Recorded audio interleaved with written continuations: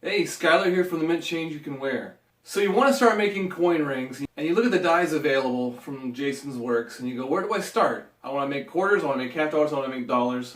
And you see all these numbers, 1.3, 1.4, 0.8, 17 degree, 25 degree. Today I want to just take a quick brief overview and look at some of these dies, and go over what die does what, and what do you really need for doing the coins you want to do. Alright, let's take a look. Alright, so we have all of these dies in front of us, and let me make just a distinction right off the bat. There's two different types of degrees that Jason Works sells. There's the 17 degree die and a 25 degree die. So what's the difference? Basically the deal is, the 17 degree die, the walls are steeper inside of there, and the 25 degree die is more shallow. The 17 degree die is what you're going to use to do all your folding and sizing of most coin rings. When you're sizing and the ring is starting to hit the walls of the die perhaps, or just before ideally, you would switch to a 25 degree die in order to keep going down smaller. And that way you can also get more of a curled, rounded edge on your ring. So that's what the 25 degrees dies are for. And he makes several different sizes of them depending on the rings you want to make with them.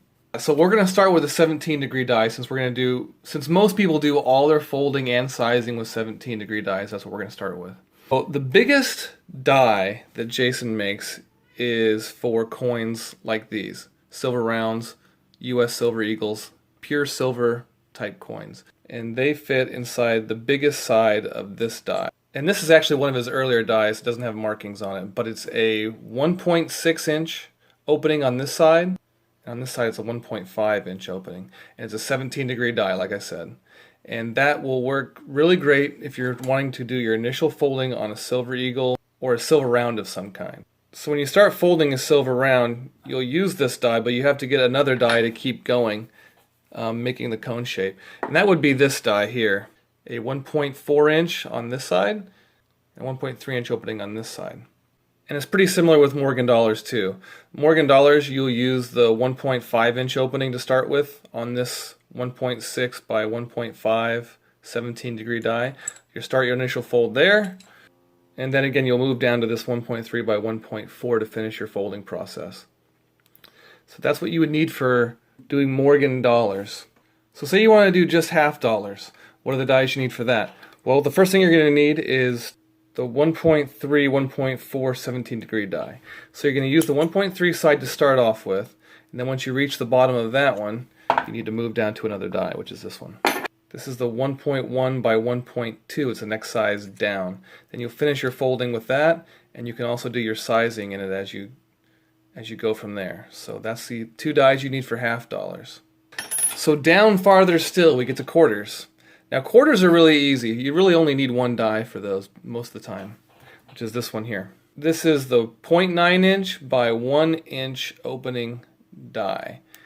You start off with the 1 inch opening, and then when you start folding farther you go down to the 0.9, and you can do most of your sizing in that too. You want to go down below, I think it's a 6.5, something like that. You need to go to the next smaller die, which is this one.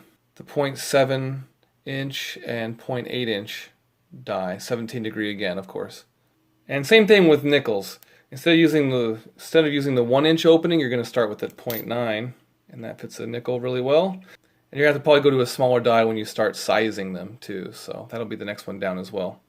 And now we've made it to the very smallest 17 degree die. It's a 0.7, 0.8 inch opening, and the 0.8 inch will fit a penny really well, and also a dime. And then you can size in the 0.7 side. And say you wanted to go smaller with a nickel or dime, you would use this 0.7 by 0.8 25 degree die. So it's the same opening as the smallest die, but it has a shallower angle, and that helps you close up the ring faster. It helps you get a fat tire look better. And so that's what you would use to get smaller sizes. And this is the 25 degree version of the quarter die that I was just showing you, the 0.9 by 1.0, and it's got that same steep angle, so if you want to start getting a fat tire look or something in coins about that size, you would use this die. And you would use this die for, quarters mainly. Or you can even do a half dollar in there if you get it small enough. And here's another one of Jason's earlier dies that doesn't have markings on it. This is the 1.1 inch, 1.2 inch, 25 degree die. So this is the matching one for this. This is the die we used to size half dollars and whatnot I was talking about earlier. Well, if you want to get the 25 degree die, you can actually get a more fat tire look on your half dollars as well. And actually you can use this for Morgan dollars to get a fat tire look too. So, and this is the 1.1, 1.2, 25 degree die. So if you want to get a fat tire look on a half dollar or a Morgan dollar, this is the die for you. That's a brief overview of Jason's dies and which dies you use for what. So hopefully that helps you guys who are starting out and just really get confused in the maze of die sizes out there. So hopefully you guys found that helpful. And as always, guys, thanks for watching. And you look at the dies,